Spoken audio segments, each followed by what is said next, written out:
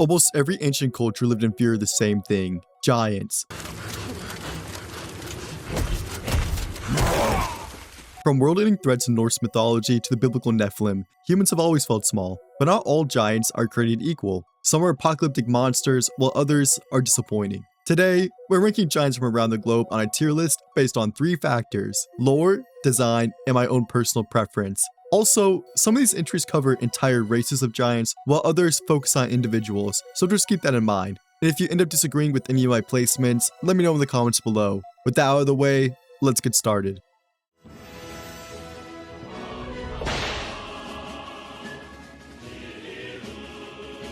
To kick off the tier list, let's start with a lesser known legend from North America, the Si-Te-Cah. According to popular retellings of Paiute oral history, the tribes in Nevada were once at war with a fierce race of red-headed cannibals. But the Si-Te-Cah weren't just rival tribesmen. They were described as giant savages who were nearly impossible to kill. They would ambush travelers, dig up graves, and devour the dead. The story goes that after a long war, the Paiute trapped the remaining giants in Lovelock Cave and piled brush at the entrance, setting it on fire. 10 days later, scouts returned to find only a horrible smell emanating from the deaths. The Si-Te-Cah were dead. The legend alone is compelling, but there may be some truth behind it. In 1911, guano miners entered Lovelock Cave and found thousands of artifacts, along with skeletons buried beneath the waste.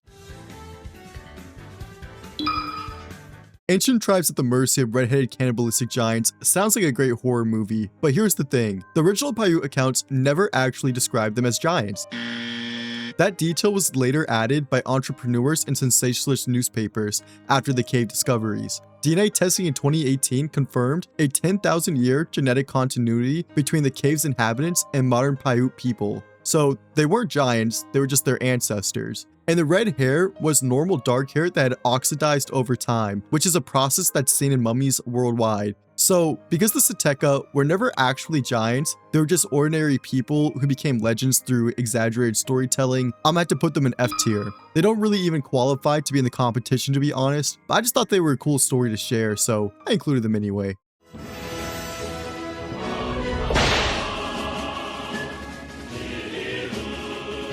Staying in the Americas, next we're talking about the Quinametzin of Aztec mythology. The Quinametzin were a race of giants in Aztec and other Mesoamerican mythologies, believed to have populated an earlier age of the world before humans existed. According to some accounts, they stood over 10 feet tall and weighed around 600 pounds. What's fascinating about these giants is their role in Aztec cosmology. The Aztecs believed the universe went through multiple creations and destructions, which were different world ages called suns. The Quinametzin belonged to a previous era, and when the gods destroyed that age, 4 of the giants were tasked with holding up the sky at the beginning of the 5th sun, the current age. The Quinametzin were supposedly the builders of the most impressive structures in Mesoamerica. A giant named Shewa is credited with constructing the Great Pyramid of Cholula, which is actually the largest pyramid in the world by volume, larger than the Great Pyramid of Giza. The city of Teotihuacan, whose name means the place where men become gods, was also attributed to them. As for why they were destroyed, the stories vary. Some say they angered the gods through sins like pride, drunkenness, and attempting to reach the heavens.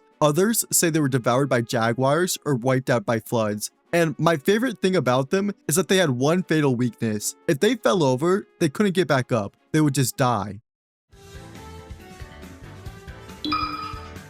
4 giants eternally holding up the sky is pretty awe-inspiring, but I can't justify anything higher than a B tier. They were wiped out by the gods, and the survivors of a previous apocalypse are now tortured for eternity, holding up the heavens with no rest. The pyramid building legacy is pretty impressive, but there's something tragic about giants whose greatest contribution is just infrastructure. And I also can't get over the fact that if you knock one over, they just die if they don't get any help. I've fallen, and I can't get up.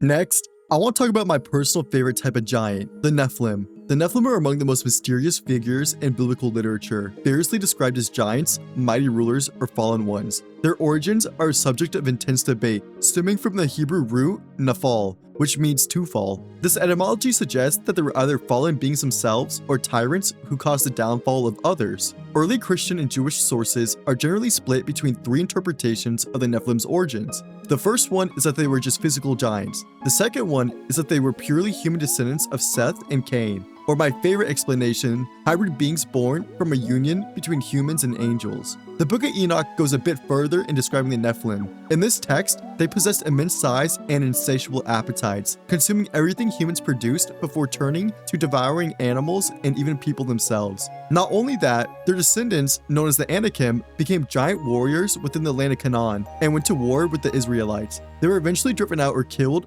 fading into the background of history, though some believe the Nephilim bloodline never truly died out, and that they still live on the earth in hiding.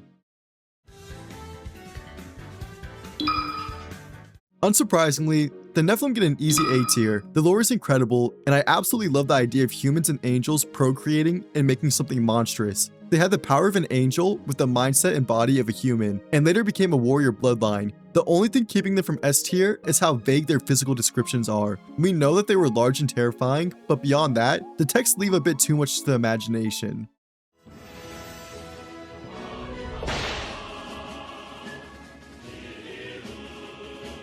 Before we leave biblical territory, we need to talk about the most famous giant in Western culture, Goliath. There's actually debate among scholars about whether Goliath was a Nephilim. Do you remember how I mentioned earlier that the Nephilim had descendants called the Anakim? The Bible describes Goliath as coming from Gath, one of the cities where the Anakim settled. Some theologians argue this makes him a direct descendant of the Nephilim bloodline. Others say that he was just an unusually large human. The text doesn't explicitly confirm either way, but personally, I think the Nephilim connection makes his story way more compelling. Continuing on, Goliath was a champion warrior of the Philistines. According to the book of Samuel, he stood somewhere between 6.5 feet to 9.5 feet tall, depending on which ancient manuscript you reference. His armor weighed around 125 pounds, and his spear's iron head alone weighed 15 pounds, which made him a walking siege weapon. For 40 days, Goliath challenged the Israelites to send a champion for single combat, and nobody accepted. Then David, a young shepherd, volunteered. He then proceeded to refuse King Saul's armor, walked out with a sling and a few stones, and put a rock directly into Goliath's forehead before the fight even started. He then took Goliath's own sword and cut off his head. His cultural impact is unmatched, and David and Goliath has become shorthand for any underdog story in human history. The potential Nephilim bloodline and his imposing presence makes for strong lore, but he spent 40 whole days talking trash to the opposing army, only for a little boy to one-shot him with the slingshot. He doesn't deserve anything higher than D tier, and if you disagree, I also own a slingshot.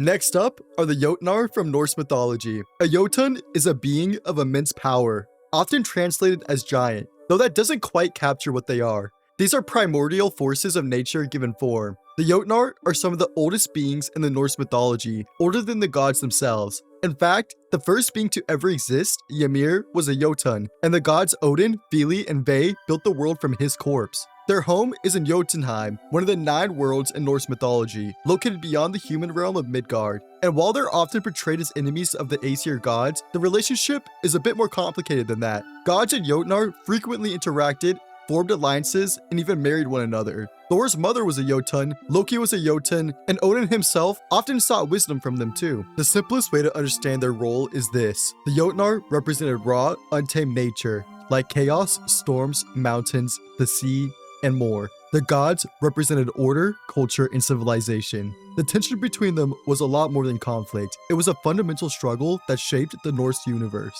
And my favorite giant of them all is Jormungandr, the world serpent. A child of Loki and the giantess Angrboda, known as the mother of monsters. Jormungandr is an unfathomably massive sea serpent who dwells in the ocean surrounding Midgard. He's so large that he encircles the entire earth, biting his own tail in an eternal Ouroboros. And when he finally lets go, it signals that Ragnarok has begun.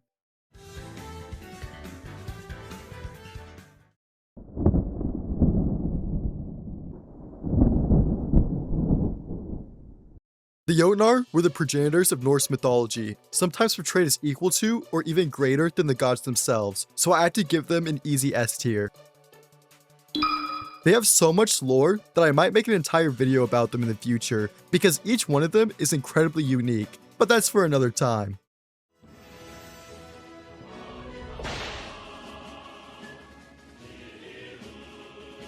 Up next are the Gigantes of Greek and Roman mythology. The name Gigantes means earthborn, and their origin story is pretty brutal. It started with Gaia, the earth, and Uranus, the sky. Together, they had many children, the Titans, the Cyclops, and the Hundred Handers. But Uranus despised his offspring and imprisoned them inside Gaia's body, causing her tremendous pain. In revenge, Gaia forged a sickle and gave it to her youngest Titan son, Cronus. When Uranus next came to her, Cronus castrated his father, and the blood that fell upon the earth eventually gave rise to the Gigantes. What makes the Gigantes truly significant is the Gigantomachy, a massive war between the giants and the Olympian gods to determine who would rule the cosmos. The conflict ignited when the giant Alcyoneus stole the cattle of the sun god Helios. The war began, but the Olympians faced a critical disadvantage. A prophecy decreed that no giant could be killed unless a mortal fought alongside the gods. So desperate to save her children from this vulnerability, Gaia searched for a magical herb that would grant the giants total invincibility.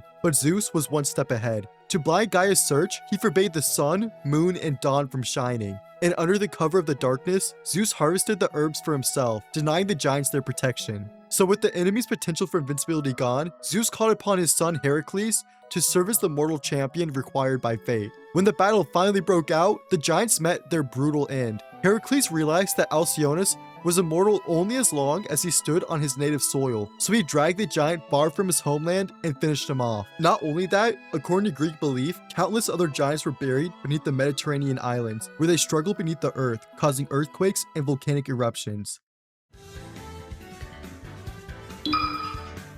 With all that said, these giants land in C tier. Their origin and battle with the gods were fun to learn about, and the fact that they now cause earthquakes due to their underground movements just adds to it. But it feels as if many of these giants only existed to be killed or surpassed by the gods. But the real reason I'm ranking them this low is that someone had to be castrated to create them. As a man, I don't want to have to think about that.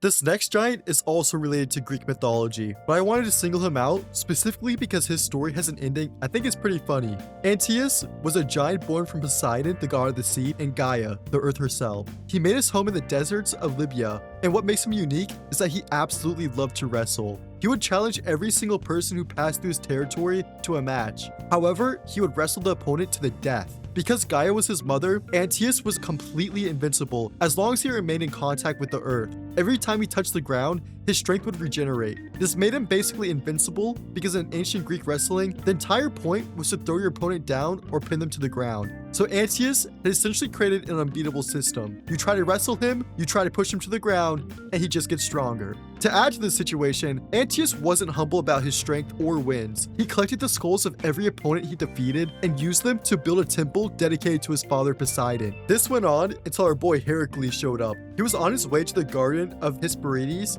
as part of his 11th labor when he encountered Antaeus. The giant challenged him to wrestle, as he did with everyone, but this one turned out differently. At first, the fight went exactly how Antaeus expected. Heracles would throw him down, and Antaeus would just get back up stronger than before. But Heracles was known for more than his strength. He was very clever as well. He figured out his ability, so instead of trying to pin Antaeus to the ground, Heracles grabbed him and lifted him to the air and held him there. Cut off from the earth, Antaeus' strength began to drain, and he couldn't fight back. Heracles then crushed him to death with a bear hug. So the invincible giant who killed countless warriors and built a temple out of their skulls was defeated because someone just had to pick him up and squeeze. With all that in mind, Antaeus gets a C tier. He fits incredibly well within Greek culture, being an invincible wrestler that can only be killed by Heracles himself. The connection between his power and the earth also adds genuine mythological depth, and his skull temple is pretty wild. But the fact that Heracles just had to pick him up and give him a strong hug was a funny but embarrassing defeat. That's a pretty big L to take.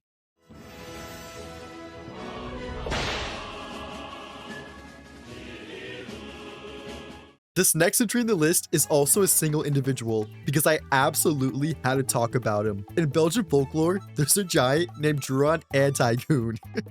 Yes, he was named Antigoon. He was a mythical giant who lived in Antwerp, guarding a bridge on the River Scheldt. He exacted a toll from those crossing the river, and for those who refused, he severed one of their hands and threw it into the river. Eventually, Antigoon was slain by a young Roman soldier named Bravo, who cut off the giant's own hand and flung it into the river. And I guess that's the reason why he's named Antigoon, because he can't use a hand to goon anymore. Back on topic. The legend first appeared in 15th century Flemish chronicles, and it supposedly explains the city's name. Antwerpen in Dutch comes from handwerpen, meaning hand throwing. Etymologists debate whether this is actually true, but the story stuck regardless. In 1887, the sculptor Jeff Lambeau unveiled the Brabo fountain right in the city's main square. It freezes the action at the exact moment Brabo throws the giant's severed hand. You can see the defeated giant crushed beneath his feet, while water shoots from the wrist just like blood. But the timing of the statue was symbolic. Since 1585, the Dutch had crippled the city's trade by demanding tolls on the Scheldt River. That blockade only ended in 1863. So in the end, the fountain wasn't just celebrating the freedom from a mythical giant. It was celebrating the end of the very real tolls that had held the city back. The hand imagery continues to permeate modern Antwerp. In 1934, pastry chef Joos Hocker created the Antwerp's Handjes, hand-shaped biscuits that became the city's official treat. They've since evolved into chocolates filled with praline or marzipan. There's even a giant stone hand sitting on the Meer, Antwerp's main shopping street, purchased from a French sculptor in 1991. Also, there's two severed hands that appear in Antwerp's coat of arms. So 600 years later, a gruesome legend about a toll-collecting giant has become chocolates, fountains, and civic pride. Without a doubt, Antigoon, or should I say Antigoon, gets an A tier. I mean, first of all, come on, his name is literally Antigoon. But the real reason is how culturally significant the story remains to this day. Most giant legends usually fade into obscurity or become some footnote in a history book. Antigoon became chocolates, fountains, coat of arms, and civic identity. Antwerp hasn't just remembered the myth, they built their city's brand around it. But the only thing holding him back from S tier is that he got completely styled on, and the city celebrates his L everywhere you look.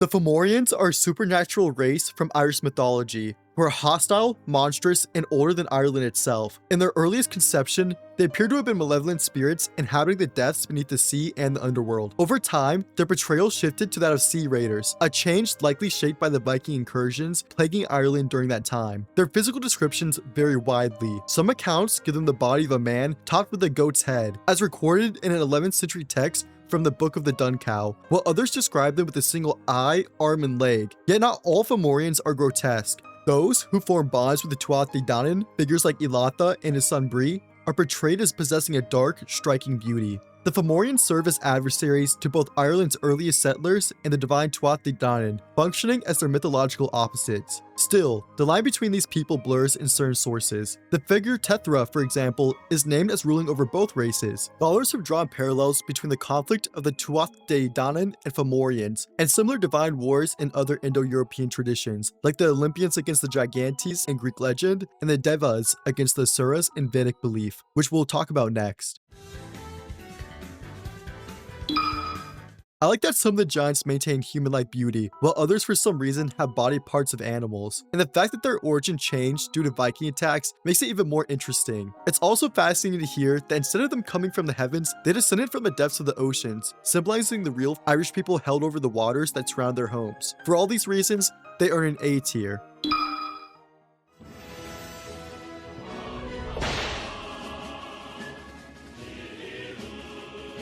Now up are the Asuras. The Asuras are a class of powerful beings in Hindu mythology, and a vast number of them are giants in the physical sense, towering, formidable figures who challenge the gods themselves. In Sanskrit, Asura originally meant something like lord or powerful one. In the earliest Vedic text, even gods like Indra and Agni were called Asuras. It was a title of respect, but over time, the meaning completely flipped. The benevolent gods became known as Devas, while the Asuras became their cosmic rivals. They were power-hungry beings locked in eternal struggle against the divine order. What fascinates me about the Asuras is how they aren't completely evil. The early texts split them into two groups: the Adityas, who were noble and led by the god Varuna, and the Danavas, who were malevolent and led by the serpent Vritra. So you have this spectrum from righteous to monstrous within the same category of being. And some Buddhist texts translate Asura as Titan or anti-god, which captures the vibe perfectly. and the Asuras produced some of mythology's most memorable villains. Some examples include Ravana, the 10-headed king of Lanka, Hiranyakashipu, who obtained a boon making him nearly invincible, and Mahishasura,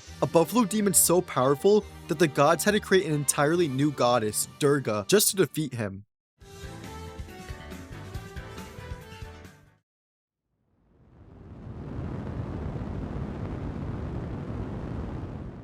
The Asuras fit the same mold as the Jötnar or Fomorians, primordial forces opposing the gods, blurring the line between enemy and equal. The fact that their names literally shifted from lord to demon over centuries of storytelling also says something about how mythologies evolve. They're often overcome by the gods in the end, but the fact that they had to create a whole new goddess just to deal with them makes me placing them in S tier pretty easy.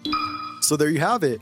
The Jötnar and Asuras sit at the top in S tier, the Nephilim, Antigoon, and Fomorians land in A, the Quinametzin hold B tier, the Gigantes and Antaeus share C, Goliath, despite his fame, gets a D, and the Si-Te-Cah, they get F tier because they were never really giants to begin with.